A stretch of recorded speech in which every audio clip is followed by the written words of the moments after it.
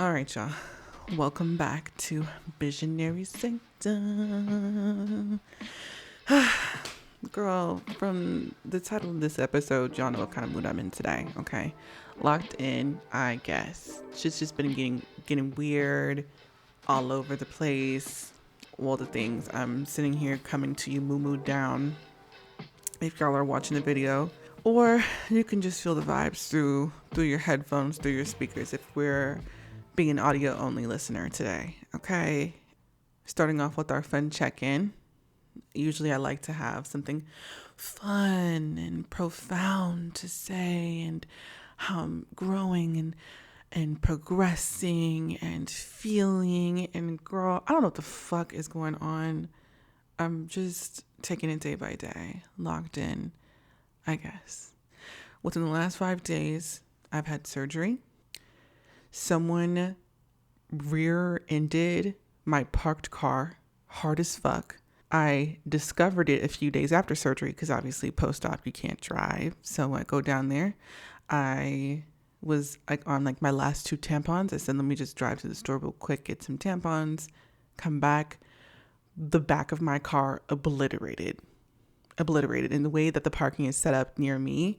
In order for someone to even do that, the best way to describe it is they had to reverse in the opposite direction of oncoming traffic in order to hit my car parked. So that was terrible. I was outside angry, came back inside crying, upset. I'm bleeding. I'm on my period and I just had surgery a couple days prior to that and had to get my car towed because it was already some issues anyway. And there was no way for me to try to pay to get that fixed. So it's gone. Okay, fine. Couple days later, on my heaviest day, I'm out and about for a project that y'all will see. Maybe the rollout won't be in the way that I imagined because I made it to my second filming location and busted my shit. There was an area when you come off the elevator, you walk and there's a step down. There's no indication that there's a step down. It literally just looks like wood and then more wood continuing, and you don't know until you get close. That step, not only was it not obvious that it was there, the one step, it was steep, like over a foot drop right when you head off the elevator. So my foot came down and it came at an angle. I was with another person that I had just met that day and there was nothing they could do to help me. Obviously, I got myself off the ground, realized I could not walk properly, and I had to Uber to urgent care, left on crutches. So now we have a surgical wound that's still trying to heal. I'm carless because my shit's fucked up. I'm on my period, and over across the room from me, I have crutches. And this is the weekend for me that I really wanted to start this project. And that's just, I had all this free time to finally get it done. And what do? I bust my ass. I also have something I'm trying to go to tonight. I'm going to go anyway. I'm going to show up with crutches. The people there, they won't know I'm on crutches until I show up in the shit. They also don't know that I had surgery or what happened to my car. So how would I sum that up? I would sum that up to, girl, I don't know what the fuck this is, but I need to go ahead and calm down. Period. Moving on. Actually, before we move on and I get into some of the topics and things that we're going to discuss today, the overall mood, the way I'm filming, if you're watching this, the light is dim. I've lost daylight. I did not take the time to do this really cool lighting. And I said, fuck it. Because I'm locked in, I guess. I digress. Let's get into sexual details. Okay. I'm going to go a little bit more into my experience about surgery and my mom coming out here to visit me. We're going to get into my abundant flow of creativity and content and stuff that's happening right now that I don't think will die anytime soon. How I revived my TikTok recently. We'll do a short little director's cut segment for the previous collaboration episode I did with Martel. Then I'm going to close out with some fun stuff like internet privacy. That's been something that's been on my mind and how people go about it. And this whole being locked in and working hard and making and producing content and the network, like, girl, I'm deep in this shit, so I want to talk about what it means to be in the thick of it. Then we'll get into our word. What our word is, I don't know. We're going to figure it out as we get deeper into this episode. Okay, starting off with going under the knife. There was, I won't say too much about like what I got done or whatever, but something pretty common. And it's something I've been wanting to get done for like the last year.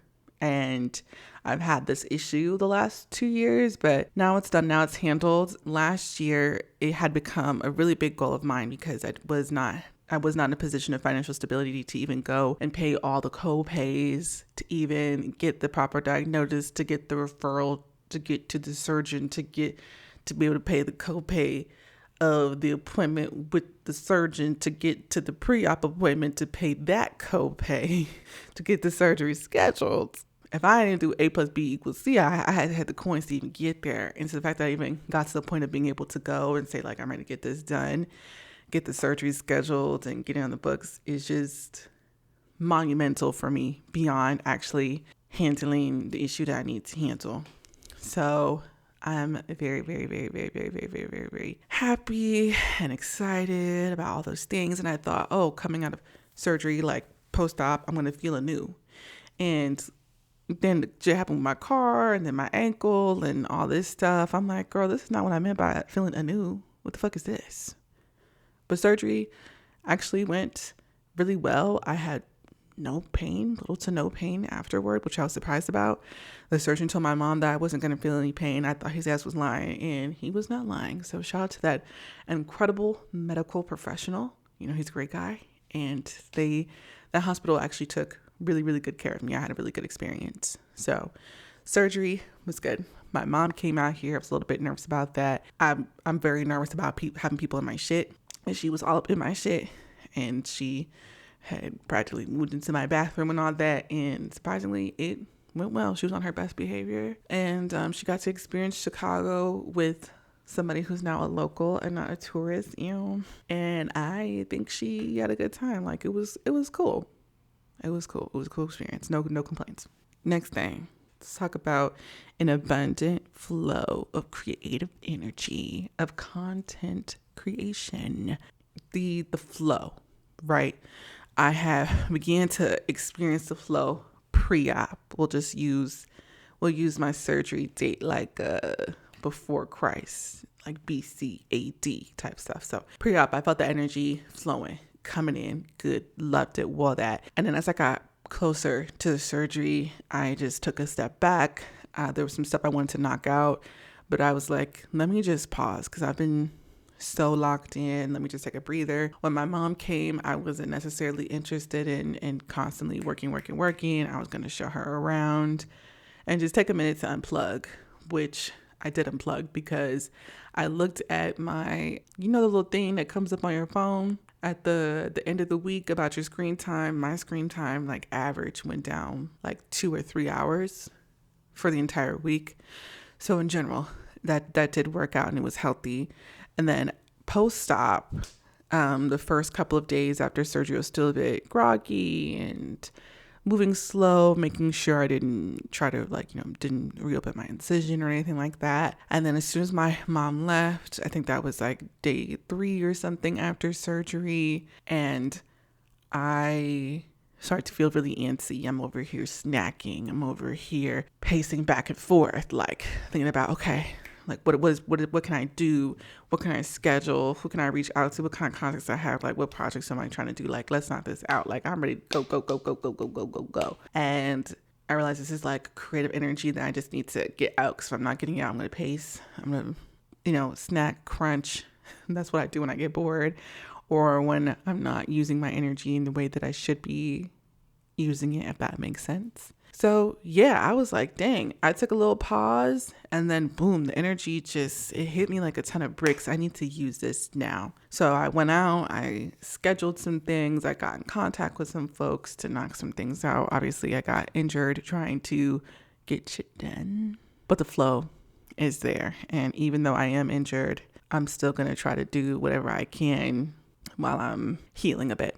So here we are. Now that I'm in this abundant flow of content, of creative energy, I'm finding myself in this position of, what can I do to focus myself from a business perspective as a person who produces content. I'm trying to shy away from the term content creator, as somebody who is a content producer, if you will.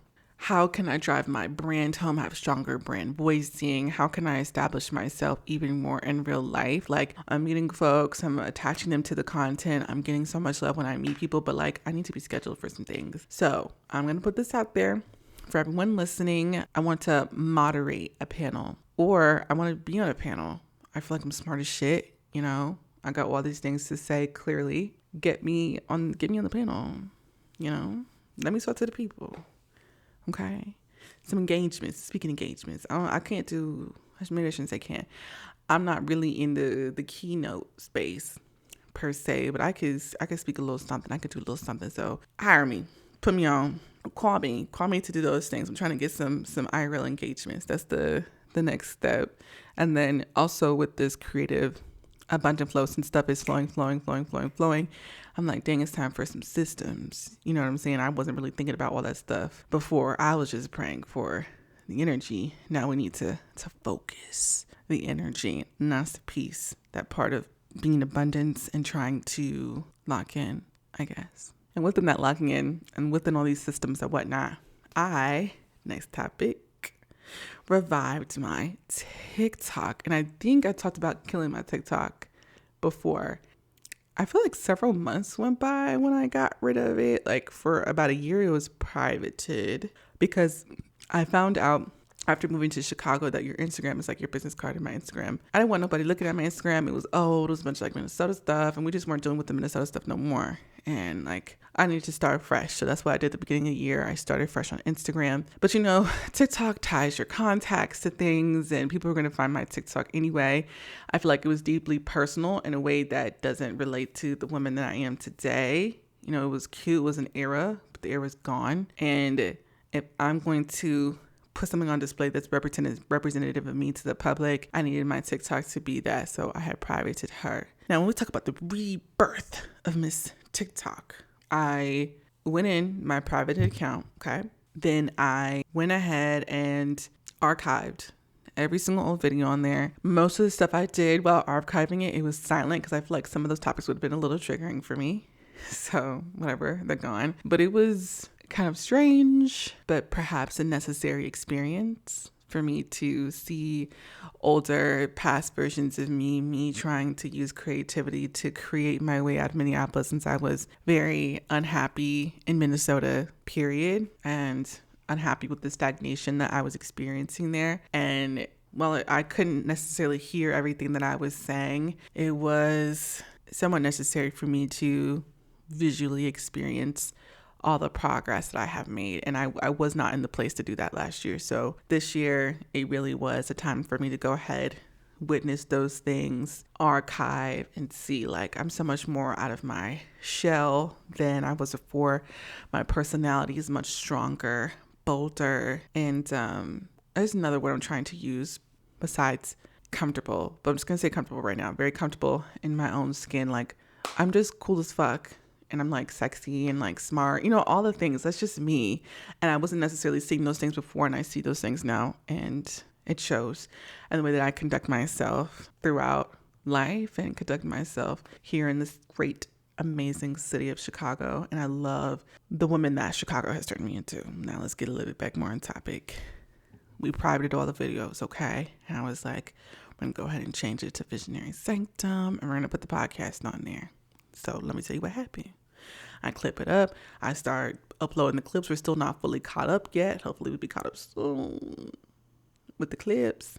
And I noticed some stuff. I do have more followers on TikTok.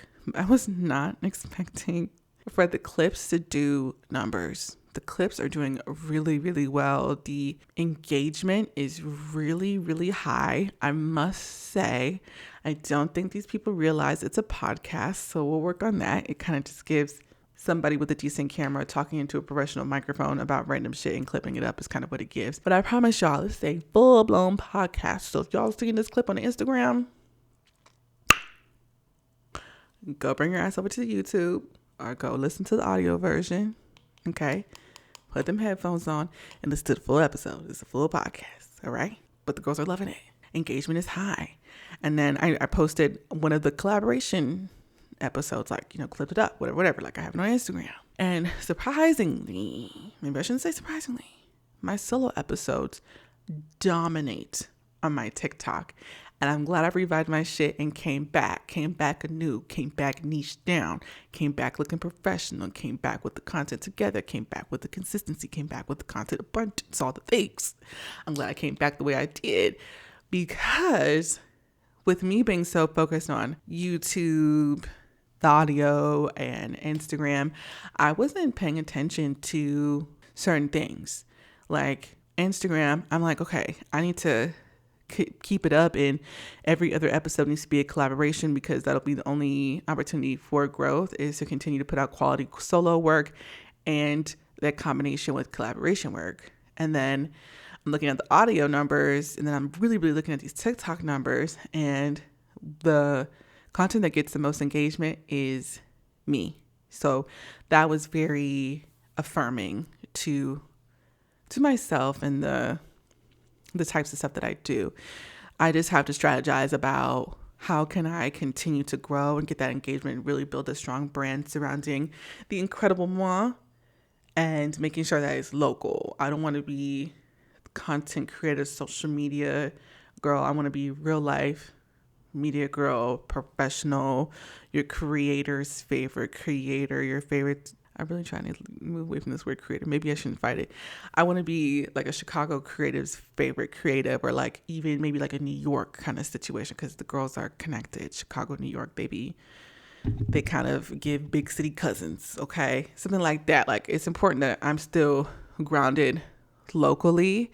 But in terms of social media and growth, TikTok, the growth is just so much easier. I don't know why I've had such an issue on Instagram, but I'm going to consider, instead of having the content be 50-50 collaboration, having it be maybe, I don't know what percentage it is, yes, next, but I don't think it needs to be 50-50 no more. I want to put out more stuff like this. And shout out to all my new followers on TikTok. It is growing really fast over there. And I'm like, should I have stayed away for so long? But maybe the timing is right. And maybe this is like a sign that as a community, this lovely community that we're building right here, we're moving in the right direction by adding that extra layer. I just need more of y'all to come to the long form side, okay? Join me on the long form side. So we're going to take a little bit of a turn and talk about our director's reflection, director's cut reflection. I don't know what we want to, call this segment per se, but I want to continue to do them after I have done a collaboration with someone. So after some more recent experiences with working with folks, collaborating, more like professional interactions with somebody I did not have as strong of a rapport with, there were certain ways or certain things of communication that came up that I did not realize I had an issue with until it happened. Not even in a negative way. It was more so, okay, I need to do better with my communication, and I need to be very clear with what my expectations are, what expectations I need to set for the other person I'm collaborating with. I need to be a lot more clear about the system or the way I go about things. And then I also need to have some more backup ideas if I have this idea of how I want to shoot or how I want to tell this story. If something does not work out, I want to have some backups just as strong. Now, the way life works, the backups may never be just as strong, but just some more cool alternative ideas. And then the way that the filming and the multiple days, like certain stuff being spread out and stuff like that, it also made me think, okay, if I'm going to do a collaboration, if I want stuff to come out quicker, if I want more flexibility, maybe I should just kind of have multiple projects out there at once, since I do some interview stuff in one spot, and then I also do things like in the field. I need better in the field kind of equipment. I've also thought about that. I learned that as well while we were filming, that I could do better with that. But some equipment that kind of goes with that.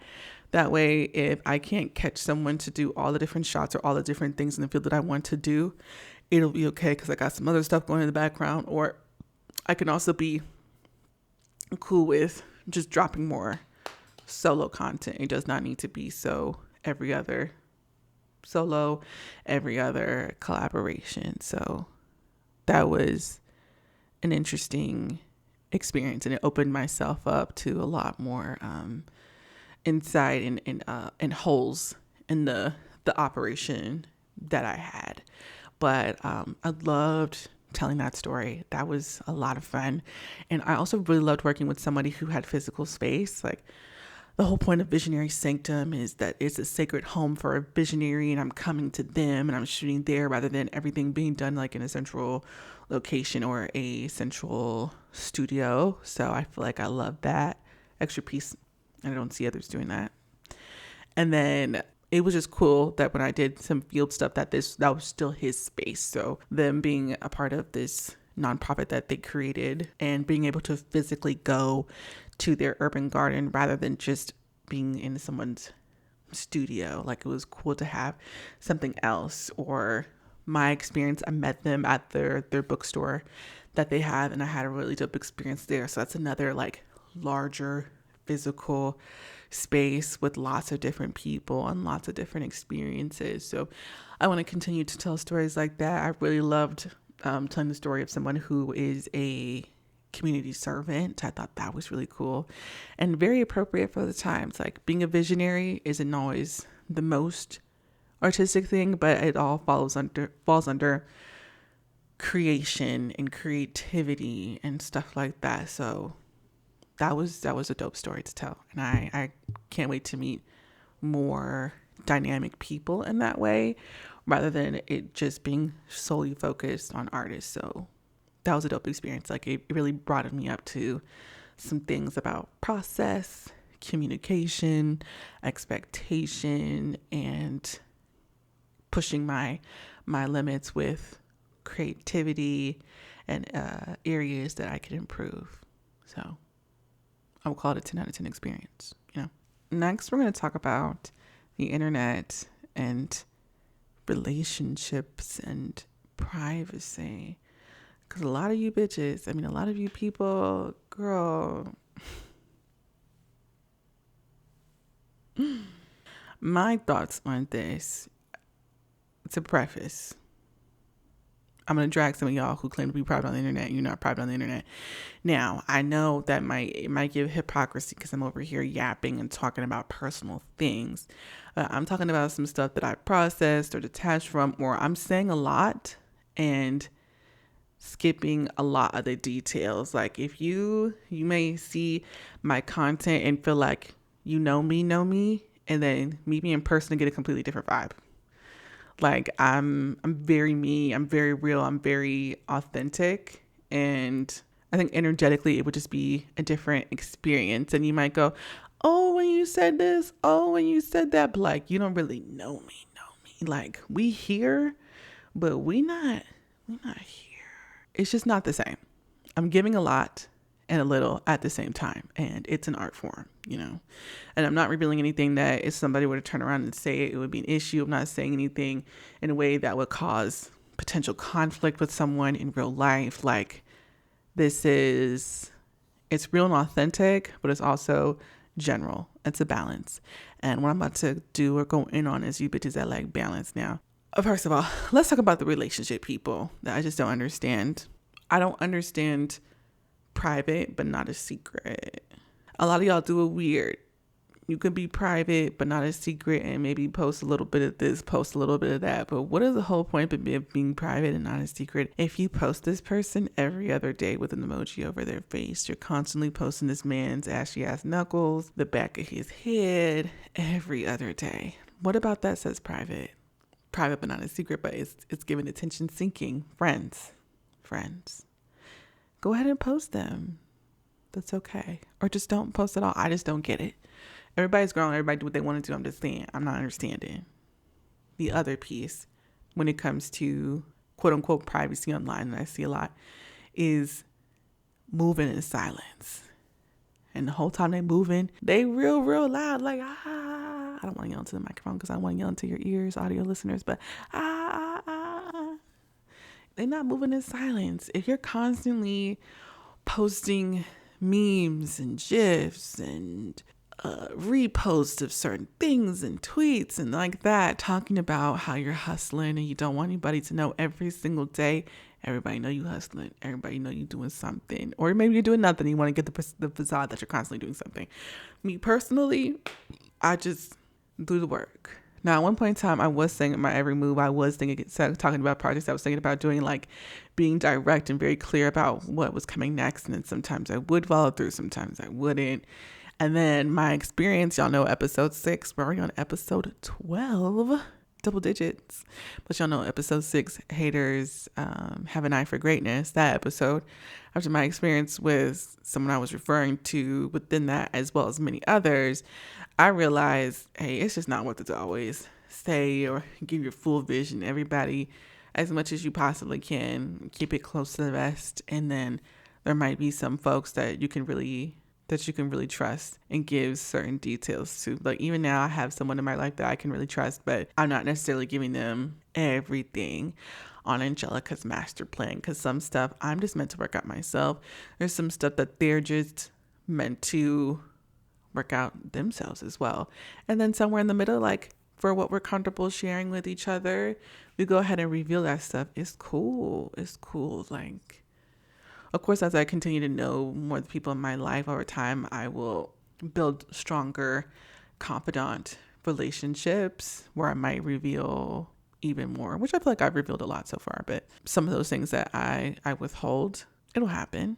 And the language that I'm using is the words coming from a now private person. Imagine that. And I think the way I manage privacy now, as somebody who was previously an oversharer, I just journal about it. Or I do this lovely podcast where I yap and I say a lot and a little at the same time. Okay, y'all. Last topic. Locking in. Our title topic, locked in, I guess. Let me talk about what kind of inspired this. So obviously the back-to-back stuff, like my period starting 5 days early and surgery and my car getting destroyed after leaving it post-op and messing up my ankle. Some serious triggers for locked in, I guess. And those things kind of encompass my overall mood of what it means to be locked in, okay? And I think prior to me diving into the work that I now do and just my ideas constantly being something in theory to being deep in the process and in the abundant creative energy flow that I'm experiencing now, the goal that I thought I had on the other side has now become unclear, which is a very uncomfortable experience. Before I could write out master plans that I was never going to execute. And I had an end goal as to what I was going to be and what the possibility was. And I was going to do this. The more I get into actually executing these ideas and follow through and the journal and the manifestations coming through, each step I take in this journey, that end, that finish line that was so clear has now become blurry. And it's like this weird kind of floating feeling. And I guess some people call that faith, but it's uncomfortable. It's really, really uncomfortable. Feeling like I had something to grasp, feeling like I had let me not tap the ground too hard because my ankle's fucked up. But feeling like I had some concrete ground to step on was such a fun experience. And then kind of like just tiptoeing through the journey, but like being in it, being in the thick of it. Another analogy or way to describe it is like going like being outside the tunnel and seeing light at the other end, and then getting in the tunnel and starting to walk through it. Getting through that tunnel, it's a little dark in there. Sometimes there's tripping hazards. Sometimes your car gets hit in that bitch. Sometimes other stuff happens and you just keep going and keep going. And it's like, okay, I see the light, but like I thought I knew. I kind of realized I just assumed what was attached to the light. I don't really know. And as I'm moving, like this tunnel's a lot longer than I thought it would be. And I thought I knew exactly how to get through based on my assumptions from never having entered the tunnel. And now I'm in it and things are just a lot different. And it is weird and uncomfortable. Uncomfortable isn't necessarily a bad thing. It's just a thing. But girl, I don't even know. Like, I thought I knew exactly all of what I wanted to do, and getting into the actual work and actually doing it, I'm realizing what I thought was possible is so much more than that. Like, possibility is so vast.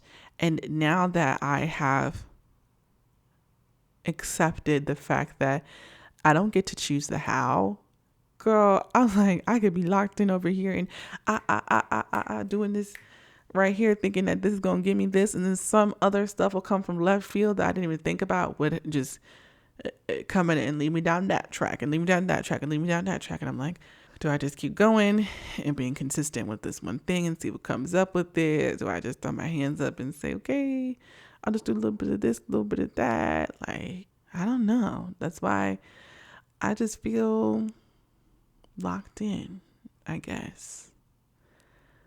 A bit of a turn from the beginning of this podcast, because I was just so hyped to even start. And it's something I plan to be consistent with for a while. And it could turn into so many incredible things. And I'm just dealing with this discomfort of walking out of this tunnel solely based on intuition and faith, by believing in what I can't see. You know what? This will be the word. Let me leave y'all with the word. Let's close out. Let's close out. I am walking through this tunnel, not by sight, but by faith and by intuition, heading to my destination by the sight of God, and understanding that this shining place, this light at the end of the tunnel, is big and it's vast, and it is a vision that only God has for me in a way that my little human brain can't even comprehend. And I don't know what that journey looks like, except the fact that I don't know what it looks like. I don't know all the obstacles that will come as I walk through, as I walk forward. And I don't know all the incredible interactions that I'll have that'll pick me up or guide me through or around these obstacles. I just know some way, somehow, through faith, through intuition, and through the sight of God, that I'll get there. And until then, until I arrive at this next level of growth and expansion, I'll just stay locked in, I guess. All right, y'all, let's go ahead and close this out. I finally gave you a longer episode. The episodes have been so short, but this is a fun one. So, all right.